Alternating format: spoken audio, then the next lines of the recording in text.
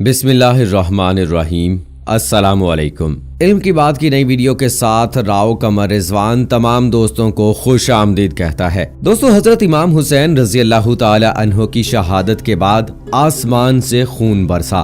لوگ کہتے ہیں ہم صبح کو اٹھے تو تمام برتن خون سے بھرے پائے۔ آسمان اس قدر تاریک ہوا کہ دن کو ستارے نظر آئے۔ ملک شام میں جو پتھر اٹھاتے اس کے نیچے تازہ خون پاتے۔ ایک روایت میں یہ ہے کہ 7 دن آسمان اس قدر تاریک ہوا کہ دیواریں شہاب کی رنگی ہوئی چادریں معلوم ہوتی تھیں۔ ستاروں میں ہلچل نظر آتی، ایک ستارہ دوسرے سے ٹکراتا۔ ابو سعید فرماتے ہیں دنیا بھر میں جو پتھر اٹھایا اس کے نیچے تازہ خون پایا۔ آسمان سے خون برستا، کپڑے پھٹتے پھٹ گئے، مگر اس کا اثر نہ جانا تھا نہ گیا، اور شام و کوفہ میں گھروں اور دیواروں پر خون ہی خون تھا۔ علماء فرماتے ہیں یہ تیز سرخی جو دیکھی جاتی تھی شہادت مبارک سے پہلے نہ تھی۔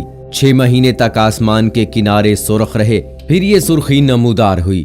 دوستو، نبی کریم صلی اللہ علیہ وآلہ وسلم کے نواسے حضرت امام حسین رضی اللہ تعالی عنہ نے اللہ کی راہ میں اپنا سر قربان کر دیا، لیکن سر جھکایا نہیں۔ اللہ سے دعا ہے کہ اللہ ہمیں بھی ایسا بنا دے کہ ہم اللہ تعالیٰ کی راہ میں قربانیاں دینے کے لیے ہر وقت تیار رہیں۔ دوستو، آج کی ویڈیو میں ہم بات کریں گے ان منحوس اور خبیث لوگوں کے بارے میں کہ جنہوں نے حضرت امام حسین رضی اللہ تعالی عنہ اور ان کے خاندان والوں کو شہید کیا تھا۔ ان کی موت کیسے ہوئی، ان کا عبرت ناک انجام کیسے ہوا، آج کی ویڈیو میں آپ کو بتائیں گے، سو ویڈیو کو آخر تک ضرور دیکھیے گا۔ اور اگر آپ نے ابھی تک ہمارا چینل علم کی بات سبسکرائب نہیں کیا ہے تو ابھی سبسکرائب کریں اور ساتھ میں بیل آئیکن کو ضرور پریس کریں تاکہ مستقبل میں اپلوڈ ہونے والی اسلامی معلوماتی، سائنسی اور تاریخی ویڈیوز کا نوٹیفیکیشن آپ کو بر وقت ملتا رہے۔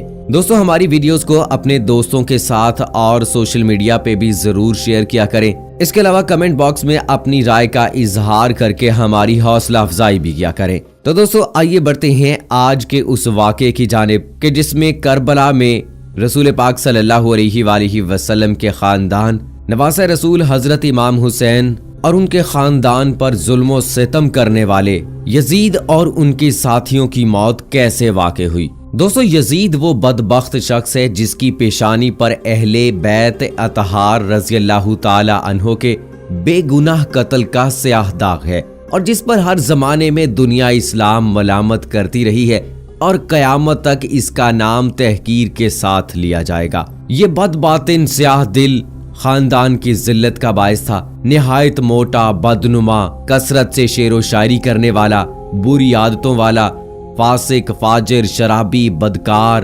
ظالم، بے ادب اور گستاخ تھا۔ اس کی شرارتیں اور بے ہودگیاں ایسی ہیں جن سے بدماشوں کو بھی شرم آئے۔ حضرت سیدنا عبداللہ بن حنظلہ رضی اللہ تعالی عنہ فرماتے ہیں اللہ کی قسم ہم نے یزید پر اس وقت خروج کیا جب ہمیں اندیشہ ہو گیا کہ اس کی بدکاریوں کے سبب آسمان سے پتھر نہ برسنے لگے۔ محرمات کے ساتھ نکاح اور سود وغیرہ حرام کاموں کو اس بے دین نے اعلانیہ رواج دیا۔ مدینہ طیبہ اور مکہ مکرمہ کی بے حرمتی کرائی۔ حضرت ابو درداء رضی اللہ تعالی عنہ سے روایت ہے حضور نبی کریم صلی اللہ علیہ وآلہ وسلم نے فرمایا میری سنت کا پہلا بدلنے والا بنی امیہ کا ایک شخص ہوگا جس کا نام یزید ہوگا۔ سن 59 ہجری میں حضرت ابو ہریرہ رضی اللہ تعالی عنہ نے دعا کی یا رب العالمین میں تجھ سے پناہ مانگتا ہوں سن 60 ہجری کے آغاز اور لڑکوں کی حکومت سے۔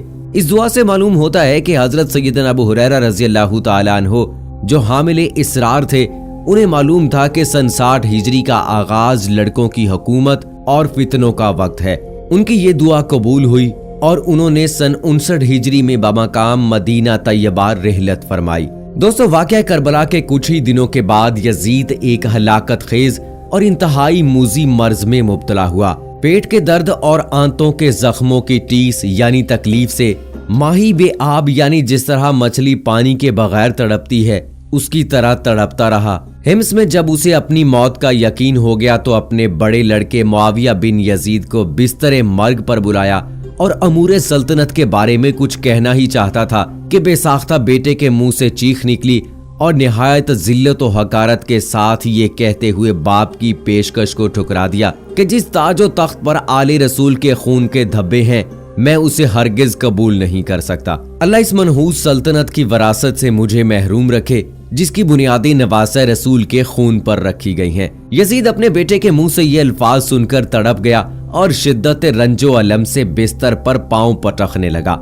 موت سے کچھ دن پہلے ہی یزید کی آنتیں سڑ گئیں اور اس میں کیڑے پڑ گئے۔ تکلیف کی شدت سے خنزیر کی طرح چیختا تھا۔ پانی کا قطرہ حلق سے نیچے اترنے کے بعد نشتر کی طرح چبھنے لگتا تھا۔ پانی کے بغیر بھی تڑپتا تھا اور پانی پا کر بھی چیختا تھا۔ بالآخر اسی درد کی شدت سے تڑپ تڑپ کر اس کی جان نکلی۔ لاش میں ایسی ہولناک بدبو تھی کہ قریب جانا مشکل تھا۔ جیسے تیسے اس کو سپرد خاک کیا گیا۔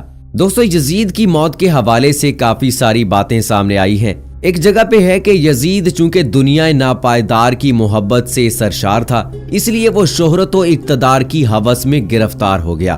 اپنے انجام سے غافل ہو کر اس نے امام علی مقام اور آپ کے رفقا کے خون ناحق سے اپنے ہاتھوں کو رنگ لیا۔ جس اقتدار کے خاطر اس نے کربلا میں ظلم و ستم کی آندھیاں چلائیں، وہ اقتدار اس کے لیے کچھ زیادہ ہی ناپائیدار ثابت ہوا۔ بد نصیب یزید صرف 3 سال 6 ماہ تخت حکومت پر شیطانت یعنی شرارت و خباثت کر کے ملک شام کے شہر حمص کے علاقے حوارین میں اس دنیا سے چلا گیا۔ دوستو، یزید کی موت کا ایک سبب یہ بھی بتایا جاتا ہے کہ وہ ایک رومی النسل لڑکی کے عشق میں گرفتار ہو گیا تھا، مگر وہ لڑکی اندرونی طور پر اس سے نفرت کرتی تھی۔ ایک دن رنگ رلیاں منانے کے بہانے اس نے یزید کو دور ویرانے میں تنہا بلایا۔ وہاں کی ٹھنڈی ہواؤں میں یزید کو بدمست کر لیا۔ اس لڑکی نے یہ کہتے ہوئے کہ جو بے غیرت و نابکار اپنے نبی کے نواسے کا غدار ہو وہ میرا کب وفادار ہو سکتا ہے، خنجر کے پے در پے وار کر کے چیر پھاڑ کے اس کو وہیں پھینک دیا۔ چند روز اس کی لاش چیل کووں کی دعوت میں رہی۔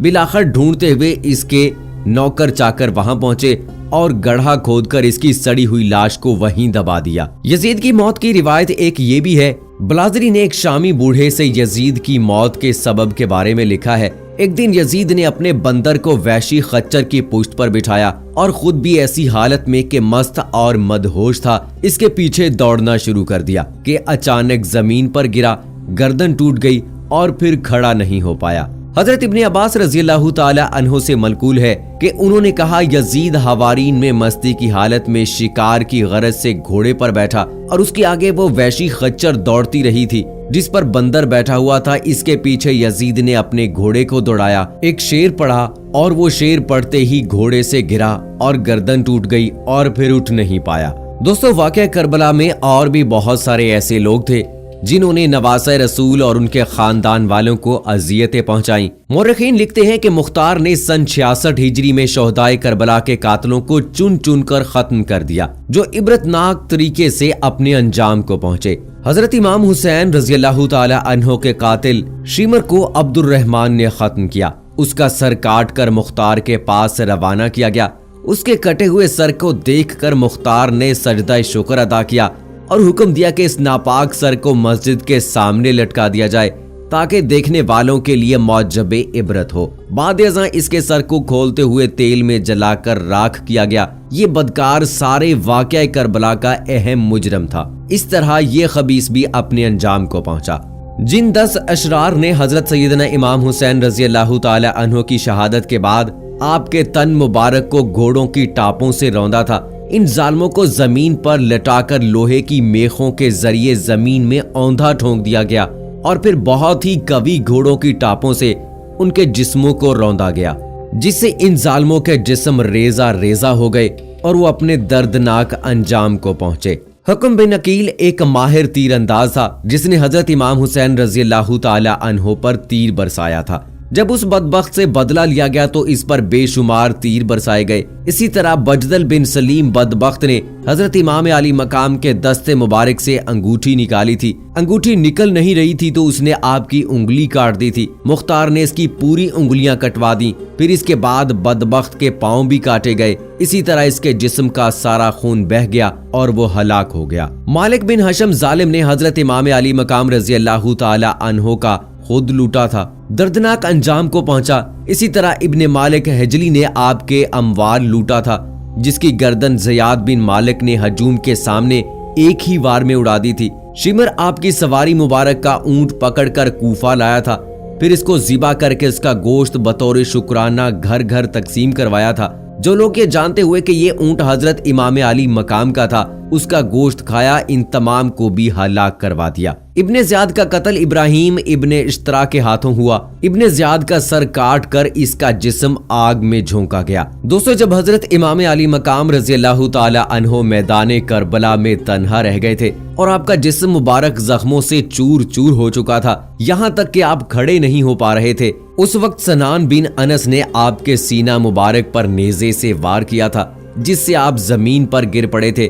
اس کے پکڑے جانے کے بعد مختار نے حکم دیا کہ پہلے اس کی انگلیوں کو کاٹا جائے، پھر کھولتے ہوئے تیل میں ڈال کر اس کے جسم کو جلایا گیا۔ عمرو بن سعد کا کردار واقعہ کربلا میں سب سے اہم تھا۔ مختار کی پولیس کے افسر ابو عمر نے اسے قتل کیا اور اس کا سر مختار کے سامنے پیش کیا۔ جب اس کا نجس سر مختار کے سامنے پیش کیا گیا تو اس وقت مختار کی مجلس میں عمر بن سعد کا بیٹا بھی موجود تھا۔ مختار نے جلاد کو بلوا کر اس کے بیٹے کا سر تن سے جدا کروا دیا، کیونکہ وہ بھی اپنے باپ کا شریک کار تھا۔ یعنی جن جن لوگوں نے میدان کربلا میں ظلم ڈھائے تھے، سب کا انجام عبرتناک ہوا۔ یا تو وہ چن چن کر قتل کیے گئے یا پھر بچ جانے والے اندھے ہوئے۔ ابن کثیر، طبری اور ابن عساکر وغیرہ نے ان ظالموں کے حالات اور واقعات کو تفصیل سے بیان کیا ہے۔ تو دوستو، آج کی ویڈیو میں ہم نے کوشش کی ہے کہ واقعہ کربلا میں رسول پاک صلی اللہ علیہ وآلہ وسلم کے نواسا حضرت امام حسین رضی اللہ تعالی عنہ اور ان کے خاندان والوں پر ظلم و ستم کیے تھے، اللہ نے کیسی عبرتناک ان کی موت دی۔ اللہ سے دعا ہے کہ اللہ تعالی ہمیں اپنے بتائے ہوئے اور رسول اکرم صلی اللہ علیہ وآلہ وسلم کے بتائے ہوئے طریقوں کے مطابق زندگی گزارنے کی توفیق عطا فرمائے اور ہمارا ایمان پر خاتمہ فرمائے۔ آمین ثم آمین۔ دوستو، کمنٹ باکس میں آمین لکھ کر آپ بھی ہماری دعا کا حصہ بن جائیے اور مجھے اگلی ویڈیو تک اجازت دیجیے۔ فی امان اللہ۔